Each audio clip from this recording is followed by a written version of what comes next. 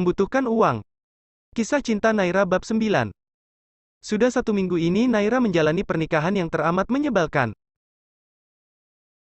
Bagaimana tidak, Dev selalu membuat Naira seakan tersiksa, dan tidak betah hidup di rumahnya dengan peraturan-peraturan dan juga perintah yang ia buat. Seperti setiap malam, Dev mewajibkan Naira untuk membacakan buku-buku dongeng untuknya yang ceritanya selalu diulang-ulang, menyuapinya, atau melakukan hal-hal yang seharusnya bisa dilakukan sendiri olehnya, tetapi malah menyuruh Naira. Kadang Dev bersikap layaknya pria dewasa yang normal, dan terkadang bersikap seperti anak kecil.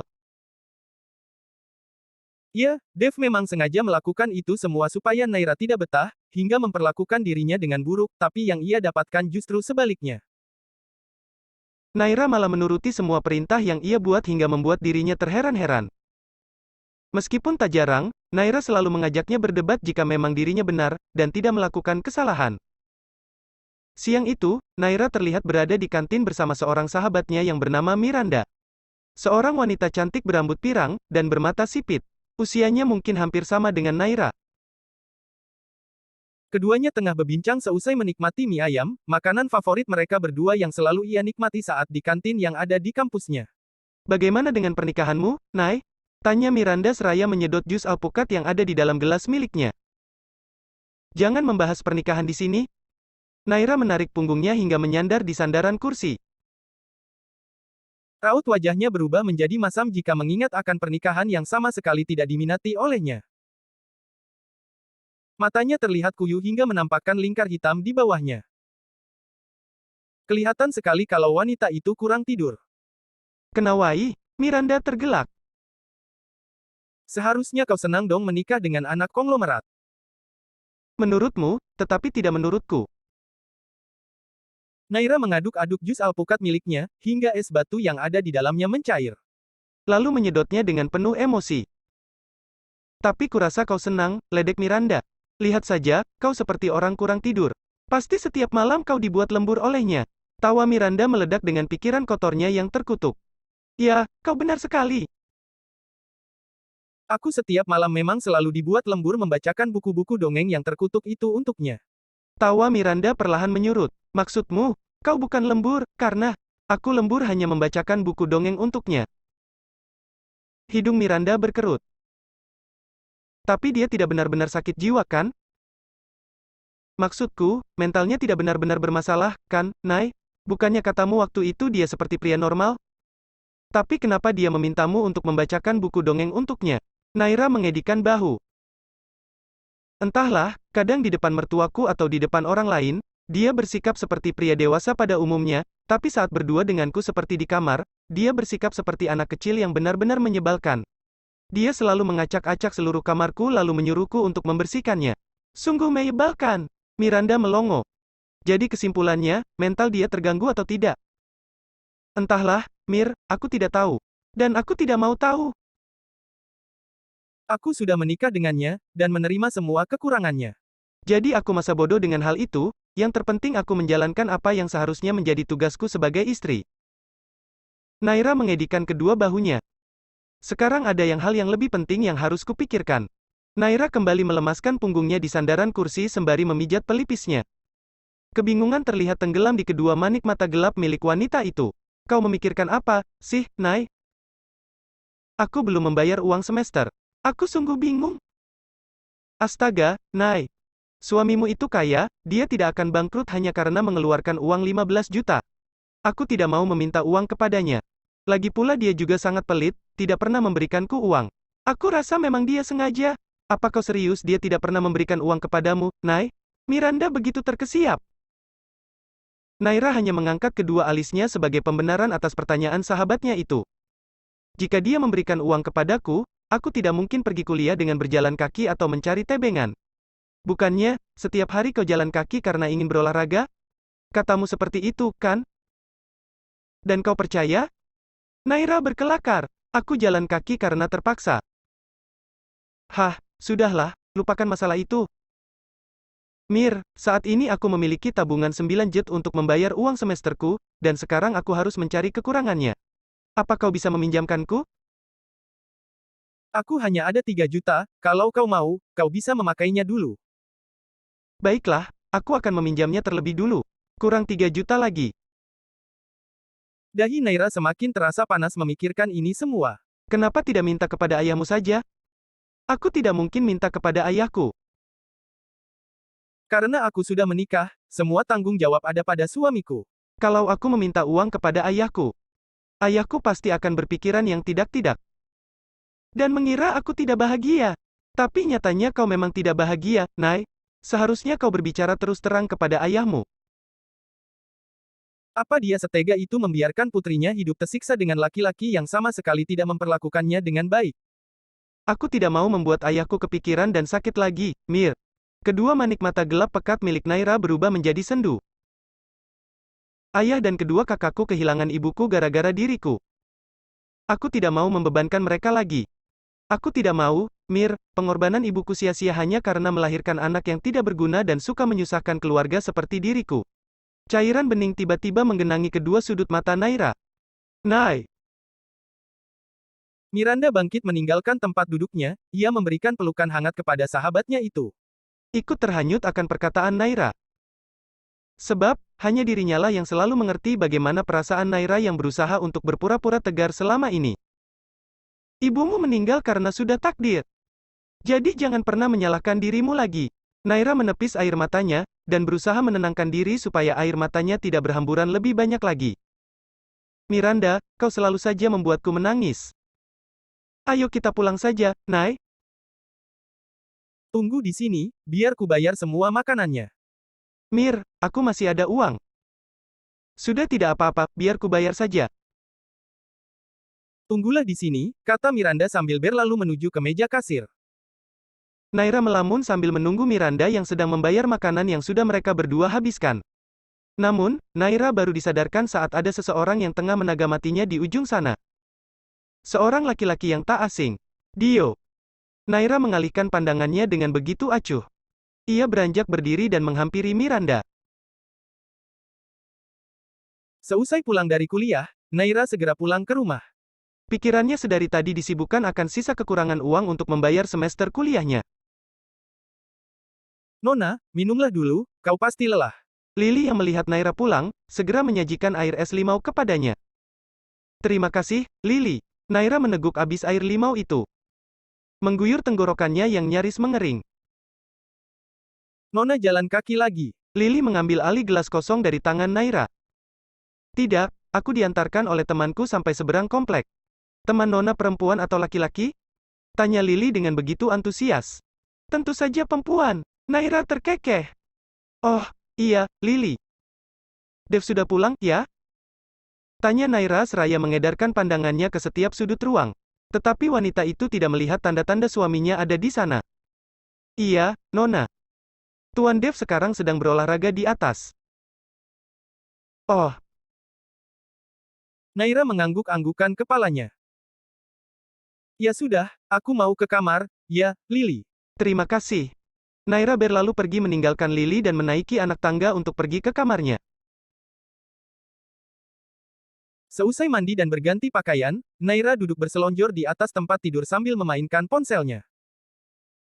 Ia sedang berusaha meminjam uang kepada teman-teman yang sekiranya ia kenal. Namun, sayangnya, Naira tidak mendapatkan pinjaman uang tersebut. Hal ini membuat Naira semakin dibuat bingung. Aku harus mendapatkan uang kemana? Naira mendesah frustrasi. Pintu kamar yang tiba-tiba terbuka, mengalihkan perhatian wanita itu untuk melihat ke arah sana. Dev. Laki-laki itu terlihat masuk ke dalam kamar dengan telanjang dada, dan juga seutas handuk kecil lembab yang mengait di salah satu bahunya. Tatapan mereka saling bertemu, namun Naira terlebih dulu mengakhirinya, dan memilih fokus kembali akan ponsel yang masih ia pegang. Dev berjalan mendekati lemari, dan membuka kedua pintunya selebar mungkin. Entah apa yang sedang laki-laki itu cari di dalam sana. Jangan mengacak-ngacak lemariku lagi.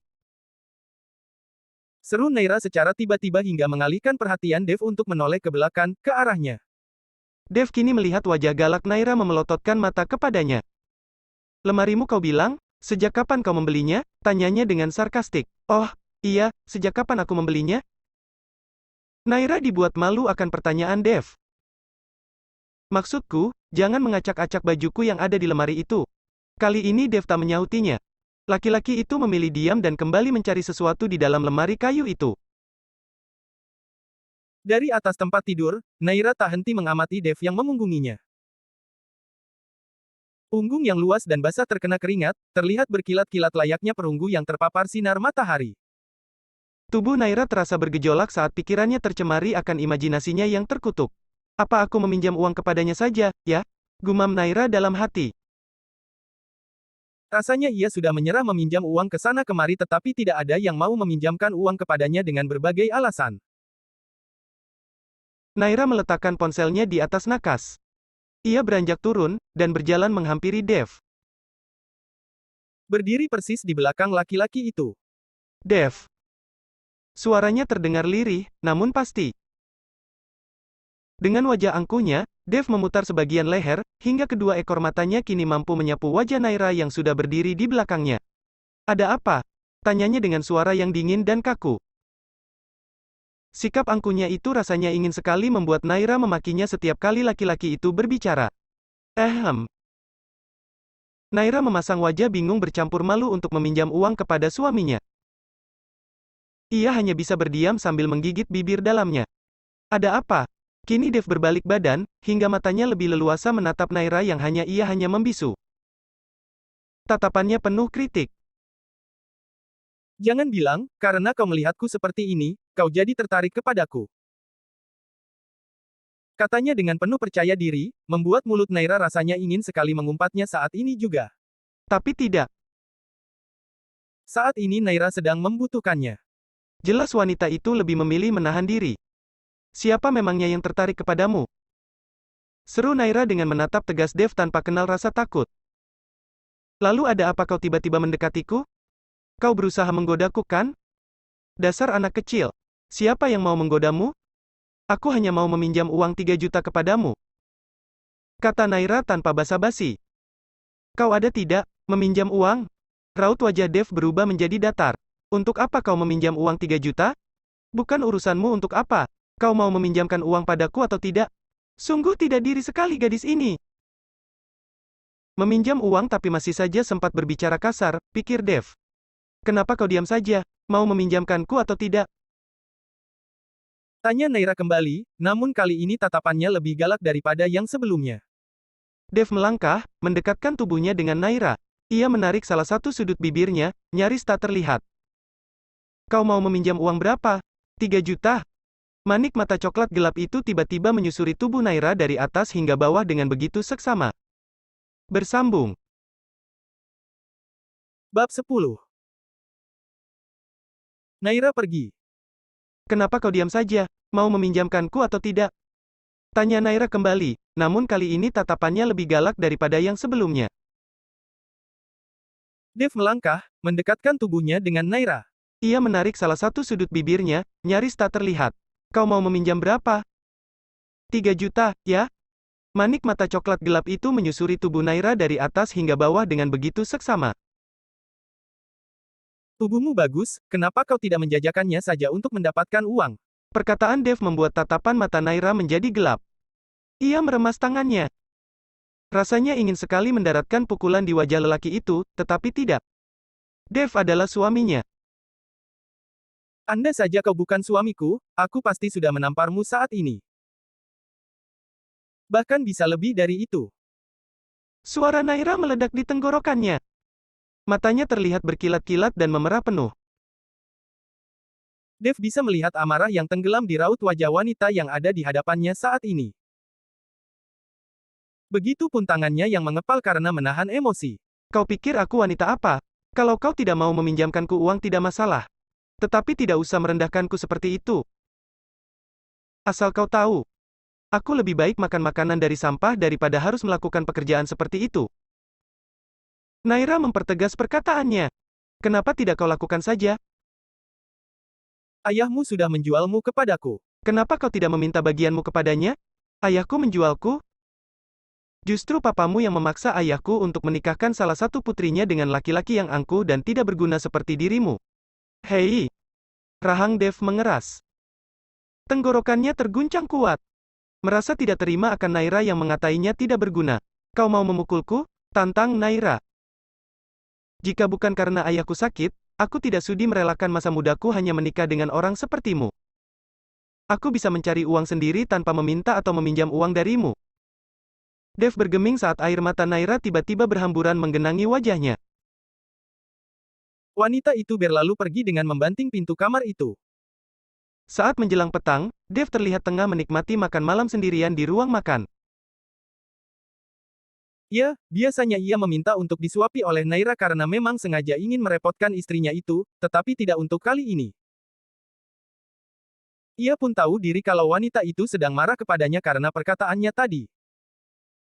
Nona Naira tidak mau turun untuk makan, Tuan. Pintu kamarnya dikunci, kata Lily yang berjalan menghampiri. Menghentikan Dev yang masih sibuk mengunyah makanannya. Biarkan saja jika dia tidak mau makan. Besok jangan memberinya makan. Dev memerintah dengan suara yang penuh kekesalan. Tapi, Tuan. Tapi apa? Tatapan mata Dev serasa menikam hingga membuat Lily ketakutan dan tidak berani mengutarakan pendapatnya. Tidak, Tuan. Kalau begitu saya permisi, kata Lily sambil berlalu pergi. Biar sekalian dia mati kelaparan. Dev rasanya kehilangan selera makan. Makanannya yang baru beberapa sendok masuk ke dalam mulutnya, kini ia abaikan begitu saja. Tentu bukan karena Naira yang menghilangkan nafsu makannya. Ya, bukan karena Naira. Tapi pikiran Dev berkata lain, kepalanya seakan dipenuhi rasa bersalah karena gadis itu. Tuan, Kaisan terlihat berjalan menghampiri Dev dari arah luar rumah. Menghentikan niat Dev yang nyaris meninggalkan ruang makan. Apa kau mencari tahu? Tanya Dev. Sudah, Tuan. Katakan kepadaku. Nona Naira membutuhkan uang 15 juta untuk biaya uang semesternya. Hanya itu? Iya, Tuan, hanya itu saja, kata Kaisan sambil menganggukkan kepalanya. Akhir pekan pagi ini, Dev disibukkan dengan menelusuri kolam renang seusai dirinya menghabiskan waktu berlari di atas treadmill sejak setengah jam yang lalu. Saat dirasa olahraga yang ia lakukan sudah memenuhi. Ia pun naik ke atas permukaan kolam renang. Tak sedikit air yang menggenang di celana pendek yang ia kenakan hingga air tersebut berhamburan di lantai. Tuan, Tuan. Lily berjalan ke arah Dev dengan tergesa-gesa. Begitupun dengan suara dan napasnya yang terengah-engah, membuat Dev begitu kesal. Kau mengagetkan saja. Ada apa? Sambil mengambil handuk piyama dan membalutkan di tubuhnya yang basah. Lily sejenak mengatur napasnya sebelum kemudian ia menjawab, Tuan, Nona Naira tidak ada di dalam kamar. Dev sibuk membuat simpul pada tali piyama, namun telinganya mendengarkan dengan seksama. Saya sudah mencari Nona kemanapun, menanyakannya kepada Kai atau para penjaga, tetapi Nona tidak ada, lanjut Lily. Biarkan saja. Dev menjawab dengan santai setelah beberapa saat membisu. Ia tidak terkejut maupun panik. Sungguh masa bodoh dengan gadis itu. Entah kabur meninggalkan rumah, atau hilang, ia tidak peduli. Bukankah ini yang ia inginkan? Membuatnya tidak betah dan pergi dari rumahnya? Tapi, Tuan. Kalau semisal Nona kabur, atau diculik bagaimana? Jika kabur itu hak dia. Siapa yang mau menculik wanita menyusahkan seperti dia? Seru Dev. Lanjutkan pekerjaanmu dan jangan memikirkan wanita itu. Tapi, Tuan. Dev menatap tajam Lily, hingga wanita itu ketakutan. Sorot mata Dev penuh perintah dan tidak mau dibantah. Baik, Tuan. Saya permisi. Lily berlalu pergi dari sana. Kenapa Tuan sangat tega kepada Nona? Tuan sudah sangat keterlaluan. Padahal, Nona Naira sangat baik. Sangat berbeda sekali dengan Nona Vania, meskipun Nona Vania baik, tetapi masih memiliki sifat angkuh yang tidak mau berbicara dengan pembantu di rumah ini, sedangkan Nona Naira. Lily mengembuskan napas khawatir. Semoga Nona Naira baik-baik saja. Mungkin dia pulang ke rumah orang tuanya. Itu lebih baik daripada dia terus-menerus di sini, tetapi Tuan Dev tidak memperlakukannya dengan baik. Seusai berenang dan membilas tubuhnya, Dev pergi ke ruang kerjanya. Laki-laki itu kini duduk anteng di kursi putar dan memfokuskan kedua matanya menatap layar monitor yang ada di hadapannya saat ini. Dia pergi sejak subuh tadi. Tetapi tidak membawa pakaian. Itu yang Dev lihat di rekaman CCTV saat Naira meninggalkan rumahnya. Wanita itu berjalan dengan mengendap-endap tanpa membawa tas atau pakaian seperti yang ia pikirkan. Mungkin dia pergi ke rumah keluarganya. Biarkan saja, awas saja kalau dia kembali aku akan memberikan hukuman yang lebih membuat dirinya tidak bisa bernapas dengan tenang di rumah ini. Dev mematikan rekaman CCTV tersebut. Yang masih membuat Dev heran bagaimana bisa penjaga tidak tahu masalah ini. Bagaimana wanita itu mengelabuhinya? Bersambung.